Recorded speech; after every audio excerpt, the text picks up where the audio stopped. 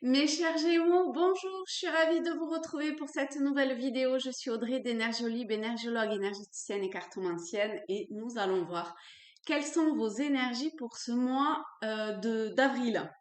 Pour ça, je vais prendre un oracle, oui, un oracle euh, que j'ai pas l'habitude de prendre.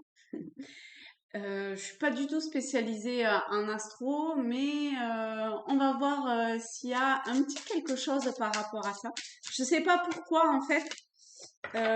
J'ai l'impression qu'il fallait que je prenne ce jeu-là, donc eh ben je le prends.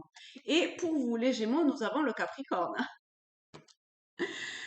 Alors, vous pouvez aller voir, vous renseigner au niveau de l'énergie du Capricorne, ce qu'elle est, d'accord? Sinon, euh, au niveau de l'énergie du Capricorne, en fait, le Capricorne, c'est Saturne. Et là, justement, Saturne vient de passer du Verseau au Poisson la semaine dernière, je crois, au moment plus ou moins de la pleine lune. Et donc le Capricorne, c'est, hum, c'est quelque chose, c'est une énergie euh, qui demande, enfin, je sais pas si on peut dire que ça demande du temps, mais il y a une histoire de temps, il y a une histoire, en fait, de oui, de quelque chose sur sur la durée, et ça demande un véritable, une structuration, en fait. Vous voyez, ça demande de structurer quelque chose. Alors, je sais pas, euh, en fonction de ce que vous vivez, comment ça peut vous parler, mais il y a une énergie qui va vous demander de vous structurer, de cadrer. Et donc, ça peut prendre du temps, d'accord? Mais c'est normal. Euh, Après, vous, Gémeaux, enfin, voilà, au niveau de votre énergie vraiment personnelle, vous voyez comment cette information peut venir vous aider. En tout cas, si vous sentez et qu'il y a quelque chose qui vous oblige à vous concentrer, à vous rassembler, c'est normal. D'accord? C'est cette énergie du Capricorne qui est là pour essayer de stabiliser, d'ancrer, de dépasser probablement aussi peut-être ou d'atteindre un objectif que vous aviez ou que vous avez toujours.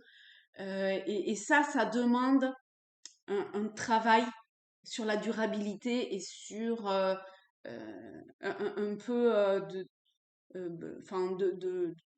besogneux, vous voyez, enfin petit à petit, mais vous allez y arriver, d'accord? Il y a une grande note d'espoir si cette énergie du Capricorne, elle est vécue au mieux et en conscience.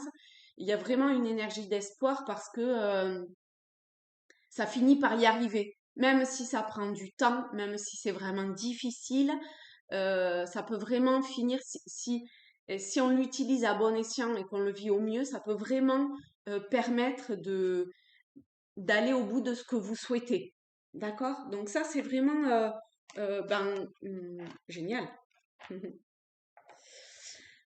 Euh, ce qui parle, c'est le tarot celtique. Donc je vais baisser. Hop, et on va prendre trois cartes, je pense. Donc on en a une première. Bon, d'ailleurs, on peut la retourner, hein. On a le 8 de bouclier. Ensuite, il y a le 6 de bâton. Et, alors non, on n'en a pas que trois. On en a trois qui sont tombés d'un coup. Mais du coup, on va les prendre... alors, attendez, c'était comment? Hop, comme ça. On va les prendre 2 et 3. Tiens, on va faire une... J'aime bien, hein, une petite pointe. Une petite dernière. À tous les coups, il va m'en sortir 10, mais allez, on va prendre celle-là qui voulait venir. Le 7 de bâton. Alors, alors ici, effectivement, je ne sais pas quel était. ce-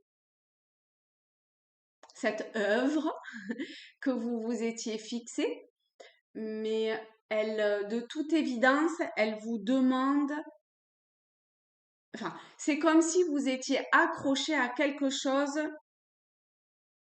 de par votre mental ou de par l'émotionnel, ou les deux, euh, qui aujourd'hui est obsolète. D'accord? Alors, c'est très bien parce qu'en soi, c'est un apprentissage. Ça permet de grandir, de vous élever spirituellement et, et si vous n'êtes pas dans la spiritualité, on va dire personnellement. Après, vous me connaissez et j'essaye quand même d'aller vers un état de conscience autre que le personnage ou notre personne. Mais voilà, dans l'évolution, eh ben, chacun, c'est ok comme ça, c'est parfait et juste comme ça, donc c'est génial. À l'image en fait des amants ou de l'arcane de l'amoureux, de la, des, oui, ici c'est les amants, mais c'est aussi euh, la carte, enfin l'arcane de l'amoureux dans le tarot un peu plus classique, c'est l'amour et c'est l'amour divin. Donc c'est pour ça aussi que je parle euh, ou que je vous entraîne quelque part vers euh, éventuellement, sauf si vous êtes déjà là-dedans, mais après, si vous me suivez, vous êtes déjà quand même un petit peu là-dedans, hein, sinon vous ne me suivez pas, euh, vers une élévation spirituelle ou vers être le plus en accord en fait avec sa présence divine ou le divin en soi. Chacun voit comment tout ça lui parle. Ok. Toujours est-il que ici, en fait, je parle vraiment de ça parce que c'est ce que je ressens de l'énergie euh, qui, qui, qui a l'air d'être compliquée et ça a l'air d'être difficile de sortir le bandeau que vous avez devant vos yeux parce que le mental et les émotions vous tirent quand même vers le bas et vous assèchent d'une certaine façon. Encore une fois, je me répète, mais sachez qu'en vous réside une force absolument extraordinaire et que vous êtes guidé, aiguillé pour vous tourner,